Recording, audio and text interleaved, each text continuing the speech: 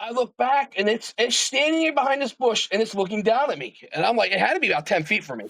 This encounter will absolutely keep you up at night and give you chills. I've got Paul with me, and when Paul was about 6 years old, he heard some scratching outside of his window. This happened a lot, and he happened to get up that night and look out the window, and he saw a Bigfoot creature walk across his front yard. Ever since that encounter, he's had multiple strange things happen to him throughout his life, and when he got out of the military, he had a very strange encounter with one of these creatures, and he's going to get into all of that really scary stuff. But before we do, I just want to say thank you for being here and being part of this podcast. If you've got an encounter you would like to send me, you can email me at mysteriesunknownpodcast@gmail.com. But let's jump right into the story. I grew up in Jackson, New Jersey. And it was back in the day, Jackson was very rural. It was farms, country, cows. And we had cows. We were on a farm. Every now and again, I would hear like scratching on my window. Didn't think nothing of it. And then I left my room because I turned the light off. I went out into the living room, the dining room, living room. And then the living room had my parents had these big bay windows. And the road, County Line Road, was like ran right in front of our house. There was a street light, and then the street light, there was a big pine tree near the road, and it cast, its shadow.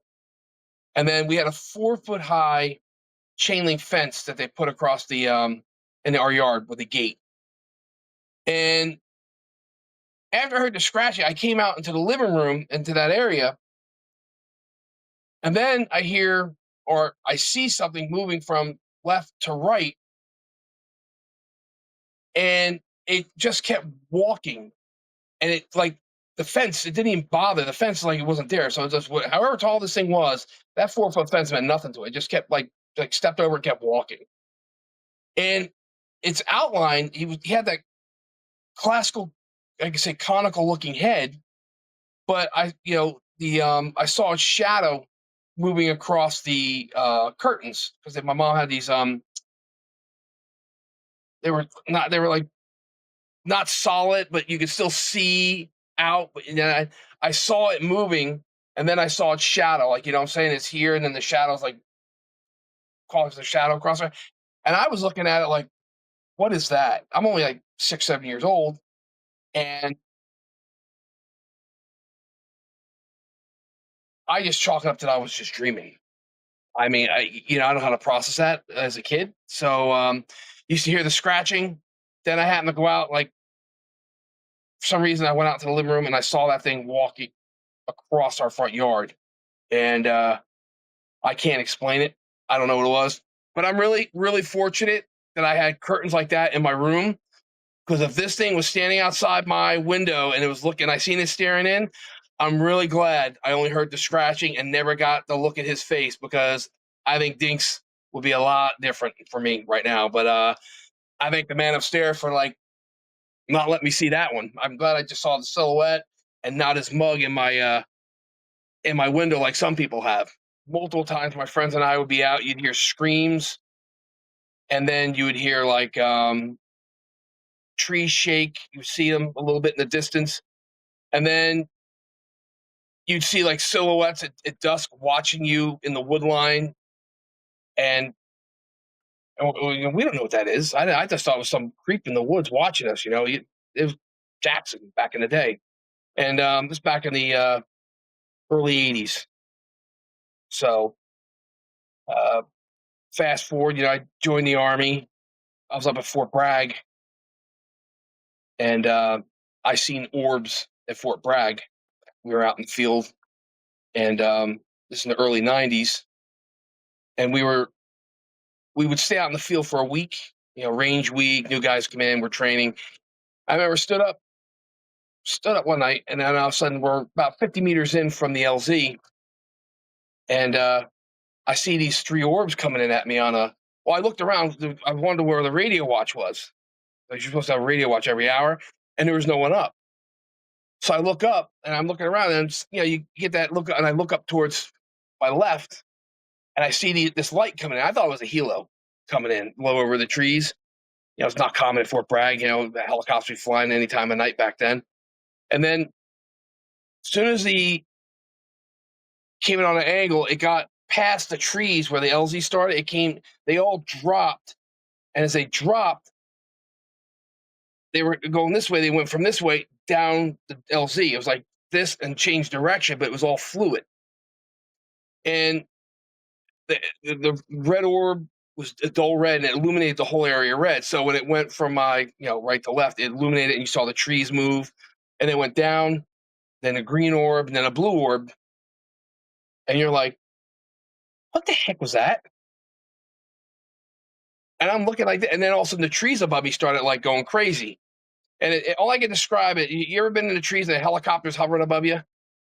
That's what it looked like. It was like a downwash from a helicopter above you, but there was no noise. And then I open my eyes, I hear first call. I'm sitting up against my rucksack with my poncho liner over my head. And I'm like, I pull my choe over my head and I look around. I'm like, I was just standing up. And I blink my eyes, and now it's like 6 hours later. And I'm like, I didn't talk about that. I was like, what the heck was that? It's like I'm talking to you, I blink my eye, open up, and it's 6 hours later. And I never sleep like that. I always slept flat with my head up against the kidney pad on the large Alice. The other significant incident that happened is when I got out of the Army, and I was working in this area in Jackson, on the Jackson-Manchester border. And it was a little sand pit at the company I work for, getting over like sand out of there, hauling over to the dredge. And I was a loader operator, and I was loading the sand out. And so on the weekend, we'd bring the machines back, but Monday morning, I'd get there early and then walk all the machines back into the hole. So when everyone showed up, they would just, they didn't have to worry about everything was ready to go. So the one morning, it had to be late December, early January, and it was like 6:30 in the morning. It's still black out, it was dark, and it was like maybe 10 degrees out. It was cold. So I cranked up all the machines, let them run so that all the oil and fluids get all warm so I can move them. I parked my truck in the hole, and it was about a half mile. I had to walk back to get the machines down the hole on the unimproved road back to get the machines. And then I left my truck, and I had to be about 50 meters from my, more like 100 meters from my pickup truck.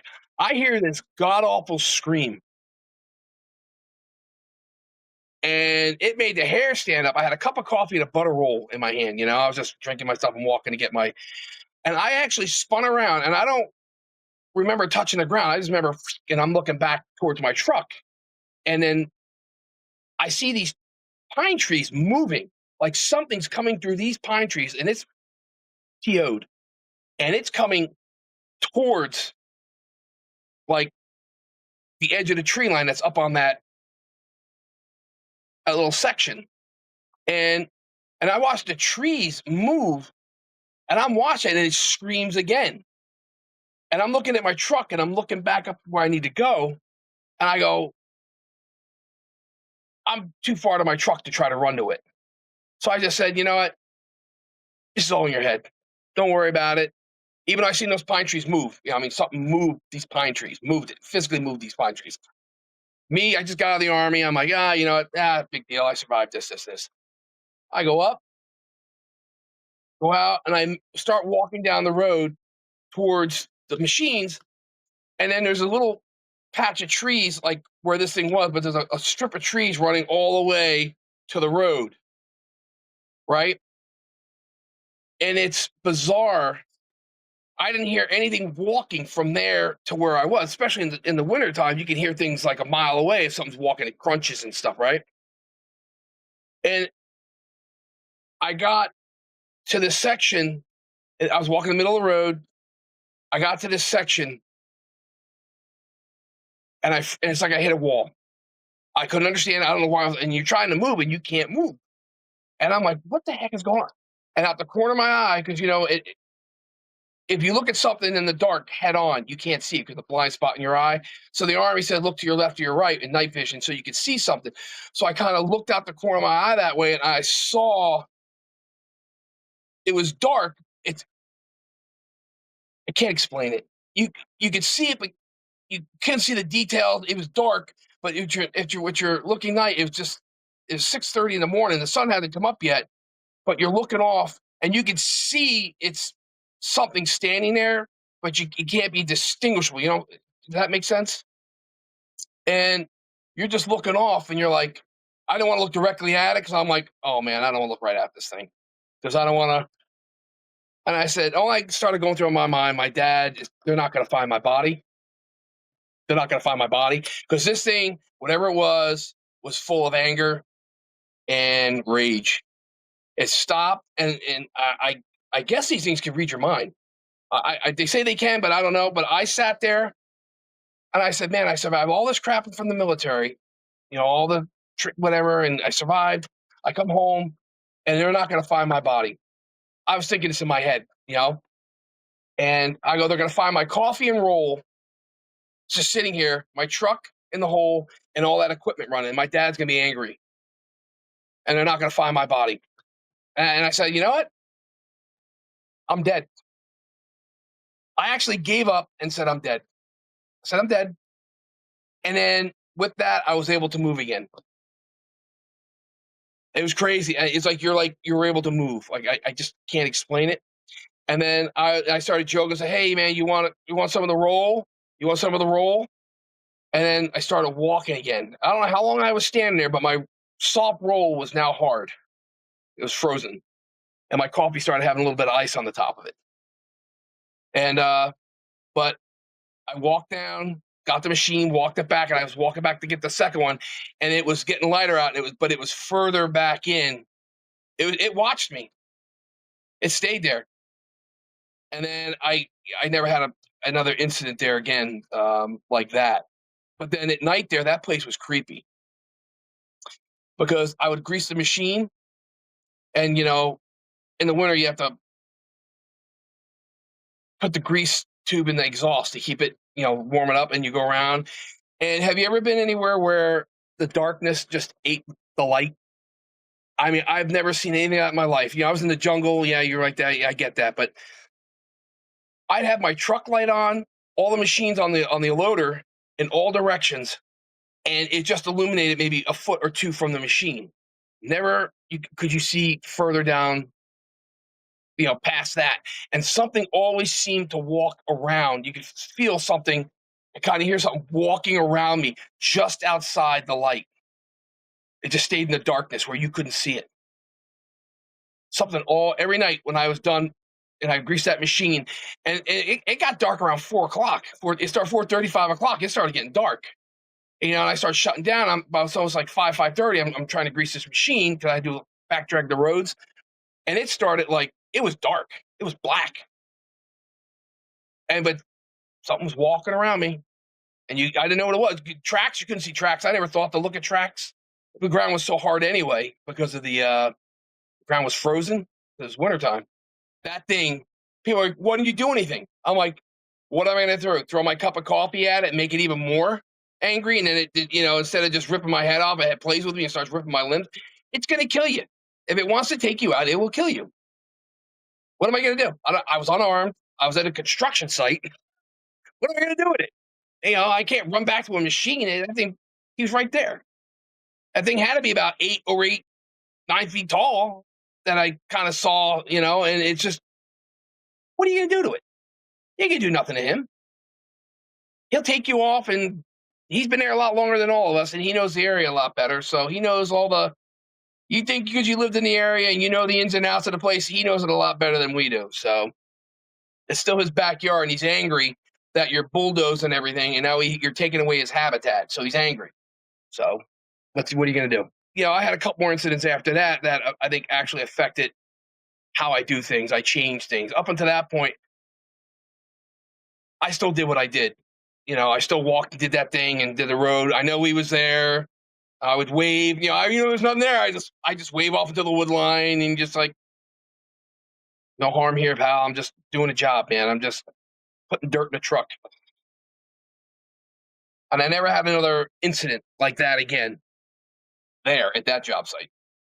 It was about 2 years ago, 3 years ago. I was going up 571, and I used to tell my kids, "Hey, we'll take the long way home." We cut through Kyers Mills. It's a wildlife preserve, and my daughter goes out of nowhere. She goes, "Dad, can we take the long way home?" I said, "Sure." And I cut through Kyers Mills. They had a half day of last of school, and I was about 100 meters from Success Lake.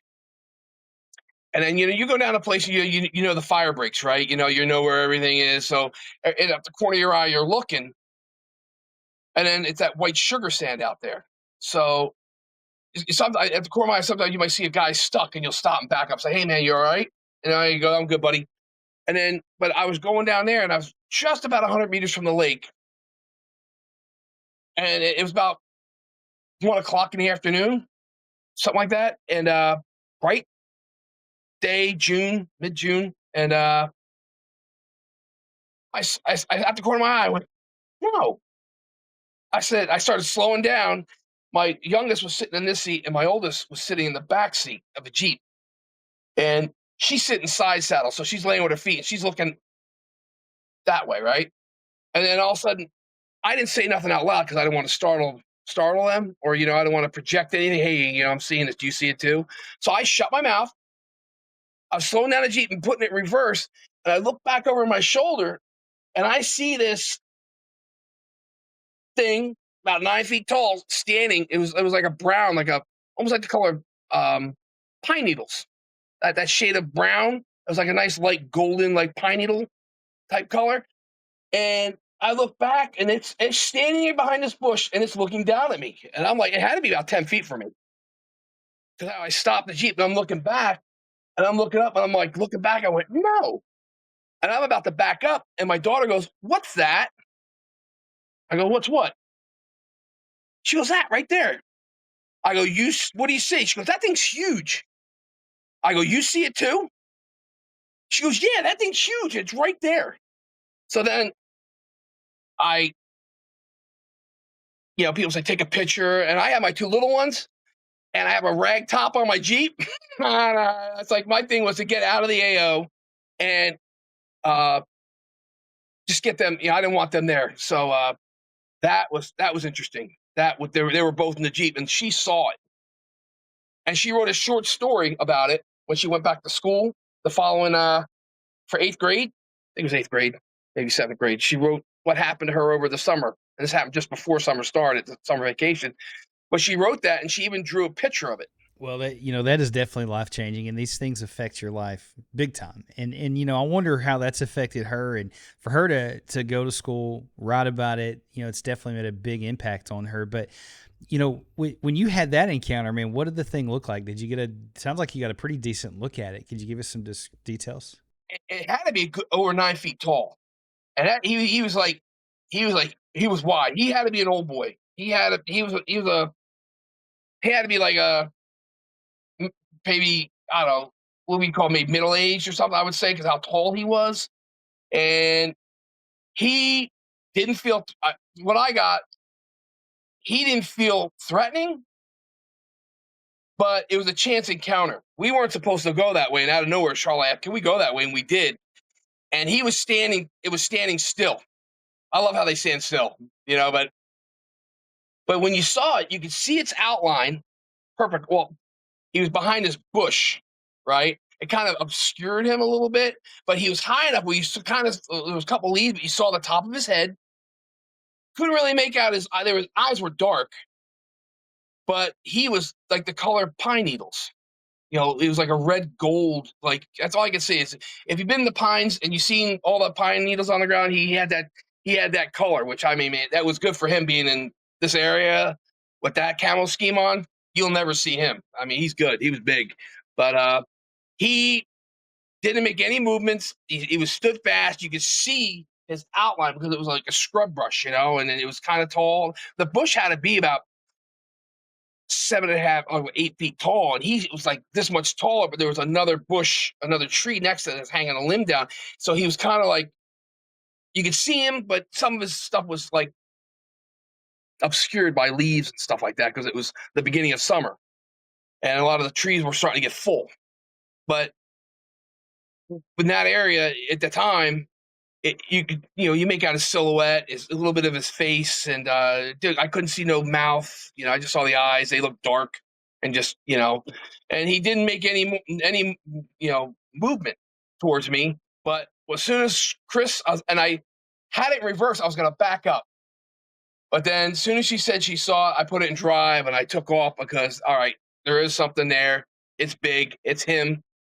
And I didn't stick around. People were like, why didn't you have? And with the thing that really got me, I had a dash cam and I took it in for an oil change the day before. And the actually no, I took it in that morning to get an oil change. And they unplug, when they go into the garage, they unplug your dash cam because you can't film them in the shop.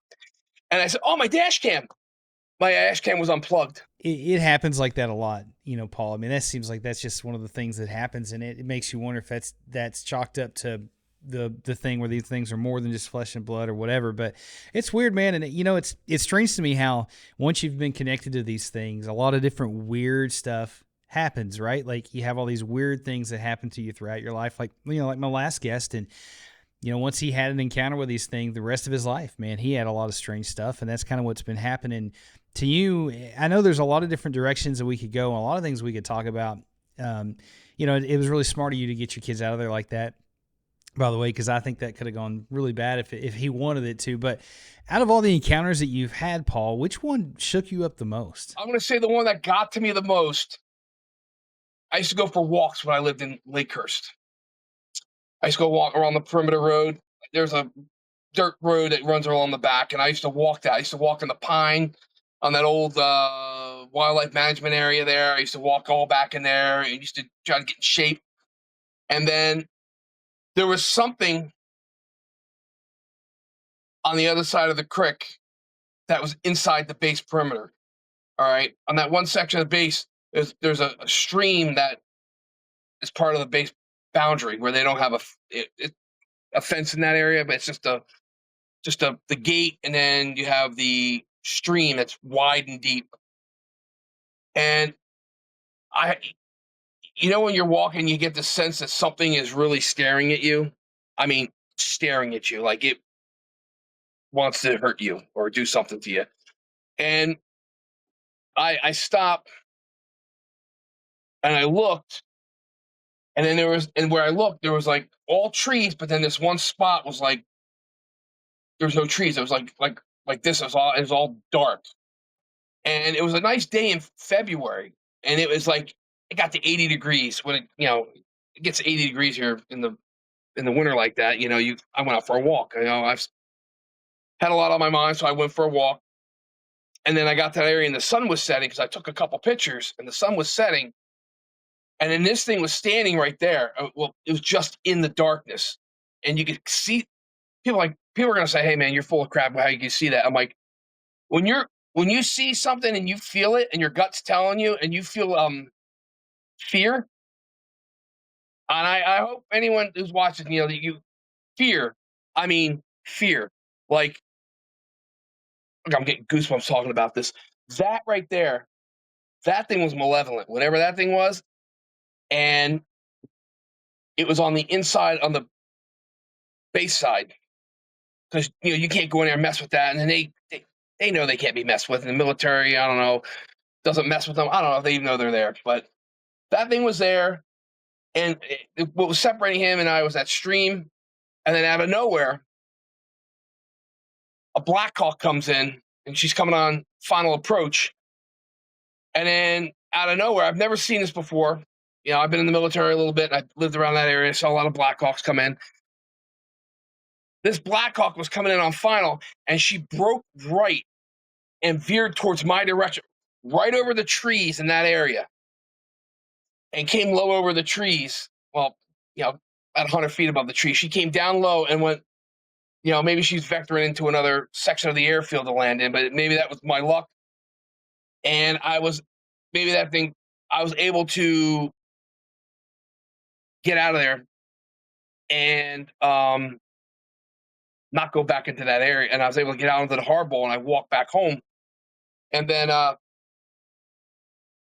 that incident with that in there, I never walked back there again.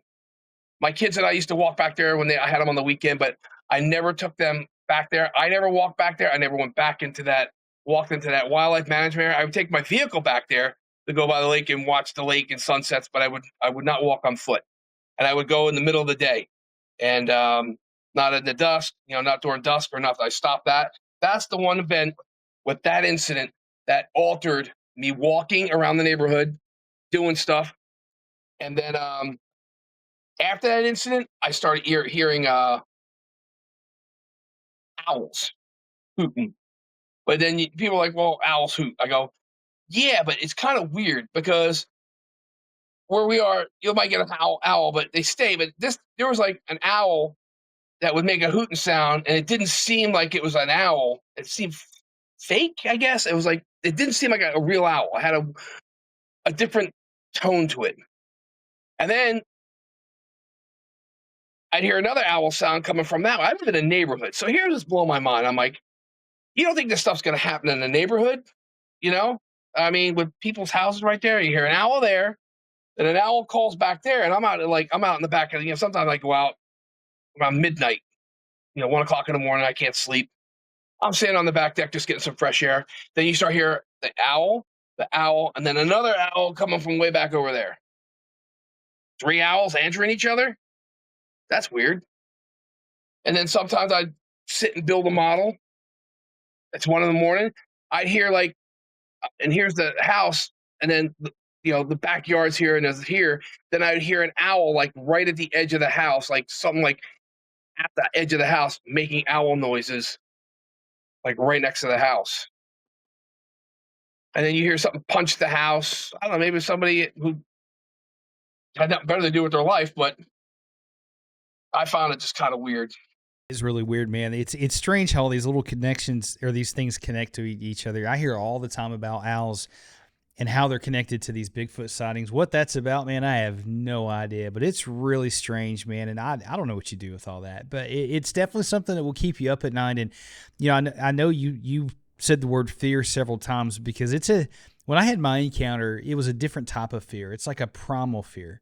I knew that thing was not happy that I was there, and I can imagine you felt the exact same way. Like it's hard to describe that or talk about it, man. Once you've had that type of encounter, and it would have changed the way I did as well. I know that early on when you first had your encounter, you talked about this creature, or could be it, maybe clawing against your window, making noises. Could you talk about that a little bit? Yeah, as a kid, I used to leave my window open about yay much. We were like rural, and I like, especially in the winter, I like the cool air coming in. And yeah, I was one of those people that slept with a fan on too in the wintertime. So I like the noise. But then you would hear something like just scratching, making a scratch, and then you're thinking like, "What is that?" And you don't think nothing of it, and so you blow it off. And I don't know. And then you hear that, and you're like, and then a lot of times you say, "Oh, it's my imagination," or "It's nothing. It's just the house settling," or you try to make things up in your head to try to say what it not is. As a kid too, you're really not putting. I don't know nothing, and you're just. But then when you saw that thing, you're like, "What is that?" And then we used to have a camper. And then, when we have family members come over, some would stay in the camper. But then I stayed in the camper one night because, "Hey, can I sleep out in the camper?" Yeah, you can. There was something that was walking around the camper one night. And it was right next to the house, too. Like, camper was there. My dad had one of these old Ford, I don't know, like an F-350 that had the camper built onto it. It was like a mobile home or something. I don't know. He had that. And then I slept in there. And then this thing, I was up on the bunk bed, up on the top that came over the top of the cab, and I heard something walking around the camper, and it was like, whoop, whoop, whoop. And I'm like, what is that? And I did not look out. You peel the little thing. I did not look outside the. I didn't look out the curtains. I put my head under the cover. I'm a kid. I'm like, you hide yourself from the ghosts and everything else under the cover. It's your shield. And then that lasted a while, and I eventually fell asleep, and then morning arose, and then I just went in the house, and I never slept out in that camper again. Nope, I wouldn't either, man. I would want nothing to do with that. And you know, I got to ask you because, and nobody really knows, but I'm really curious what your opinion is on this. But why do you think you've had so many encounters throughout your life since that initial encounter as a kid? To be honest, I don't know. I asked the same thing. I've asked the same thing, and then I've watched many podcasts and many Bigfoot researchers, and then this one gentleman, forgot which one it was. Made it. He said something about when they make contact with you, it's like something happens. Like if you get hit with a like there's. He says you're marked. I guess that's how he said it. He says you're marked, and they know that you can see them. So any other one comes by, they know that you're a person or someone that can see them and or is receptive to them. And I listened to that, and I was like, maybe that's why. Because I know I reached out to Dave Politis once. He's a busy man. He's got a lot of emails to, and I said, hey, with the UFO thing, the Bigfoot UFO. But I said, like, if you've been marked by them and you've been followed your whole life by them, do they tag your children? Like, like that there was that uh movie with Dakota Fanning, like a World War II guy, is what I'm talking about. And it subsequently the whole life and it tagged him. And well, because my daughter starts saying, hey dad, we come back from your house and then mom was bringing us home and we saw these lights fall on us. And then we start seeing these things outside our door or outside the property. And I'm like, what are you talking about? Oh, we see these things standing under the tree. And I'm like, well, okay, you just can't brush a kid off by saying, yeah, it's your imagination. Don't worry about it. I said, well, okay, well, when you're ready, draw a picture. And she drew some picture of some weird looking being under a tree. And she goes, this thing would always stare up looking at our windows. And then we see these. She goes, one night I had this feeling. I looked out the window and there was this big light thing sitting outside our window, and then it just took off. And I'm like, now if my kids are being proud because of them doing that to me as a kid, now I'm kind of angry. Now they're gonna have to deal with this crap the rest of their life. And I'm like, that's why when I see lights in the orbs above, I don't call them out. I don't let them. I don't. If I see it and I hear stuff, I don't say nothing to them anymore about it because they're already shaken up about this other stuff. And I go, they don't. I go, this is bizarre. It is strange, and it is scary when it starts to affect your children, man. That's a whole other thing. It's one thing, man, for you to have to deal with it. It's a whole other thing, for a child to have to deal with something like that. And I firmly believe, man, like the power of prayer, and I think that multiple people have come on the show and they call on the name of Jesus, and these things leave, man. Like there is power in that, but hopefully in this community we can get you some answers, and maybe if somebody else is out there and they've experienced something like that and how it's affected their children, man, I'll see if I can have them reach out to you, man, because I know that's got to be weighing on you. What do you think? And I know that after you heard the last episode on the show, the gentleman who came on and he kept hearing that voice like, hey, look up, look up, and he would look up and see these things. If you're open to it, man, why don't you tell us about that particular encounter where you heard that and you saw that up in the sky? I came outside, I would see stuff, and I'd be like, when I lived at that house, I seen this thing walking in my backyard, and all I can say looked like the predator. Not the cloak predator, not the actual predator, that cloak thing. And I'm looking, and it's middle of the day, and I just moved in, and I'm looking out, and I'm like, what the heck is? I rub my eyes, and I look back again, and this thing is moving across my yard like that, and it's like bent light, and it's like, I don't know, look like a heat vapor. I don't know, and it's walking that way. And I was talking to my former sister-in-law about that, and she said, I seen the same thing. And I call her, and I see next time I seen her, I say, were you just pulling my leg just to say you're mocking me? She goes, no, I seen it. And I'm like, that and a couple other incidents that were there. I seen something fly by my house. I shut the window. I said, I didn't see nothing. I'm going to bed. But that incident that night at Lakehurst, when I was looking off, because I was only a couple hundred meters from Lakehurst, the base. I could see Hangar 1 right over there. And I was sitting on the deck and I was looking, just sitting sideways, and the base is off to my left, and I'm looking east. So that's north. So I'm looking east and I'm drinking my coffee, but then on the handrail, and then all of a sudden the house is here, and all of a sudden I hear this look up, and you're kind of like, and it's crazy that there's no one there, and you hear, like I'm talking to you right now, look up, and all of a sudden then it's starting to dawn on me. I'm like, "Oop, ain't looking at." Then I hear it more assertive. The third time was look up, and then I look up, and there he was. And then he just went, and as soon as he knew I had eye contact with it, it just went headed north, and then it just faded out as it was headed north and went, and then I saw a really fine, you could see a fine, like a light dot. Another one, it looked like another one was heading east, but it was really dim. He went that way, and the other one went that way. That's the only two I saw. So you're like, nope. And as soon as I saw him that, I was like, no, I can't even enjoy a cup of coffee outside. Man, that's pretty scary for something like that to happen. And I guess what gets me is how persistent that voice was. Is like, hey, look up, and the other gentleman kind of described the same thing, kind of a forceful type voice. And I had a guy on the show several times, but name is Daryl Adams. Had a property in Oregon called Owl Moon Labs, and he lived right up next to some government land.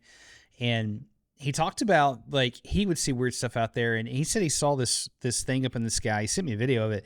Looks like a pill, like it's just like this white pill. And he said it would fly over the top of the tree line and it go back and forth. And he had multiple Bigfoot encounters and a lot of strange things that happened on that property. I don't know what you do with some of this stuff, but it is really strange. And I just don't have any answers. And the more I talk about it, and the more I listen to people, and the more questions I have. But man, what do you think that was about? And also too, I'd like to know, coming from somebody that's out of the military, man, what do you think the connection with the military is with all this stuff? I'm lost. I have no idea. I served when I was in the military with some of the greatest people. When I was in the Army, I was airborne infantry. We jumped out of planes. We thought we're like, we're the best. Well, we are. And but you do all that stuff, and then when you come up with some of these other incidents, you're like, how do I process this? Like when I was in Panama, and then a lot of time in the military, you just get rid of it. Also, when I was at Fort Bragg, we were going out towards. I really don't want to say the other guy's name. There's a bunch of us going to because I don't have platoon mate, like my boss. Let's just say he's my boss. He was my boss, and he and I were in the front. There was a couple guys sitting in the back, and we were heading to North Carolina Beach, and we're going through, and we're in this certain section of farmland. It was like nothing but farms and whatever. And all of a sudden, I see this thing out the corner of my eye stop behind a gas station, and it went vertical. Went whoop. It looked silver, and then it went boom. And I went, "Hey, did you?" And then his eyes were like sand dollars, man. They were big. And he goes, "You saw that?" I said, "I didn't see nothing. I saw." He goes, "You saw?" I said, "Swamp gas." And he got mad at me. And then for a couple of years after that, I got out of the Army. I went back to close out my bank account, and at the bank at Fort Bragg, and we were sitting there having a couple beers, and he grabbed me. He talked about that day, and I told him exactly what I said there. And he goes, "You didn't see that thing?" I said, "I only saw something flash by I saw a flash. Then I looked past the pillar of my truck, the window, and then I saw it stop behind this gas station about 50 meters up the road, 100 meters up the road, and then it went vertical. It went stop and vertical." He goes, "That's the only time you saw it?" He goes, "Yeah." He goes, "That thing was messing with us for 20 minutes. I go, 20 minutes? I had a camera on there. Why didn't you take a picture of it? I go, "Why didn't you say something?" He goes, "I thought you saw it." I go, isn't it supposed to cut out our radio? Close encounters of the third kind supposed to shut our truck off and all that stuff. I didn't see nothing. He goes, that thing came up, zoomed out, came back around, and it was you're driving, and it was just staying with you. And then it went out to the wood line, come back, come out to the wood line and back. He did that several times. It took off, came back, took off, came back. And then it did the thing behind the gas station. That's when it took off. I go, that's when I saw it. All that stuff you're talking about, I didn't see it. I was driving. I was paying attention. Driving, that's sorry. I go, why didn't you say something? You got a camera right there. Take some pictures. There's like 4 of us in the truck, 2 in the bed, and him and I up in the front. At least I'm happy. Some of the things I was with somebody.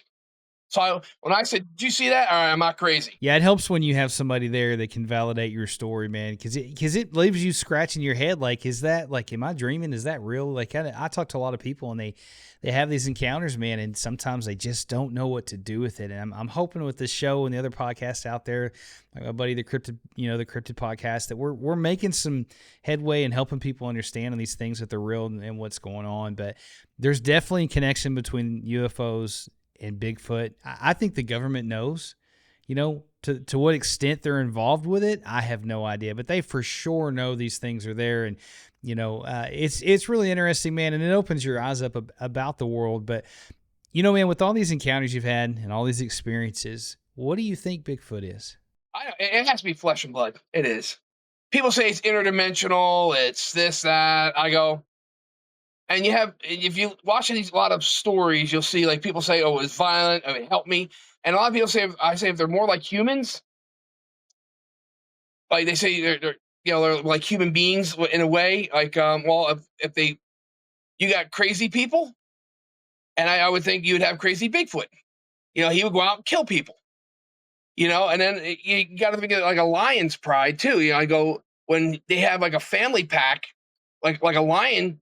They kick the males out, so you only got the one dominant male. So they kick them out, and then if you get a bunch of these rogue males that are now angry, they got kicked out of their clan because they're not the alphas. Now you got these, ones that are angry. They're the ones that probably do all the marauding and hurting people, and then people disappear on trails, and you find pieces of them. I understand territorial dispute, and you walk into their stuff, but I just think if they're kind of like people say they are, they act like them. You got ones that will help you. You got ones that just don't want to bother with you. They leave you alone. You get out of my area. Your people are bad news. You bring nothing but problems. I get that. Then you got the angry ones. I think they're the ones that were shunned, or something happened where a family member was killed, and now they got nothing but payback on their mind. That's how I feel about them. I don't know about the interdimensional thing, and it's just pretty cool listening to people's theories on stuff, but I have no idea. That's how I figure why they act the way they do on their social construct. I think, they act more like a lion pride, like they get kicked out and they get angry because they didn't want to get shunned, and now they team up with a bunch of other guys, like a bunch of punk kids in a gang, just tearing stuff up because they have no guidance. That makes a lot of sense, man. I've never heard anybody refer to it like as a lion pride or that kind of stuff. But if you think about it that way, it does make sense. Like, I think a lot of the people that go missing, not every missing 411 is Bigfoot related, obviously, but some of them, and some missing people. But I think a lot of those, man, are tied to a rogue male, one of these creatures that have just gotten kicked out or whatever it is.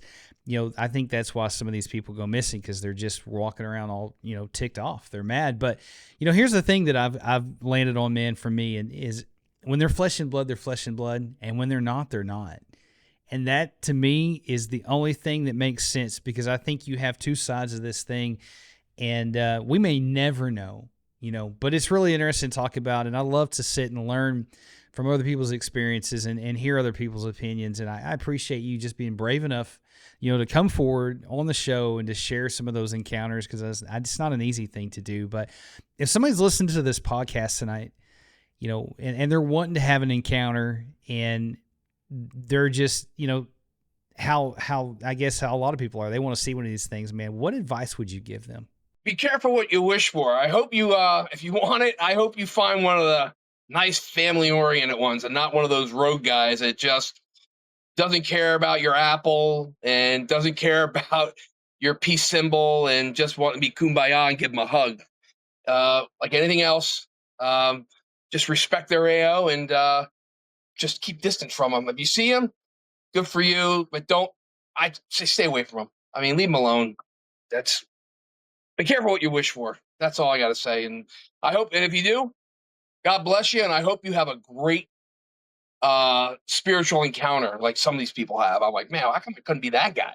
But it is what it is. I still respect them. I mean, they're out there, and every time I see one, oh, they're real. I go, yeah, I know. I don't have to watch your little Bigfoot story. I experienced it myself. I don't need it. But yours, you got people talking about it, and I respect those people. So, but don't tell me to believe.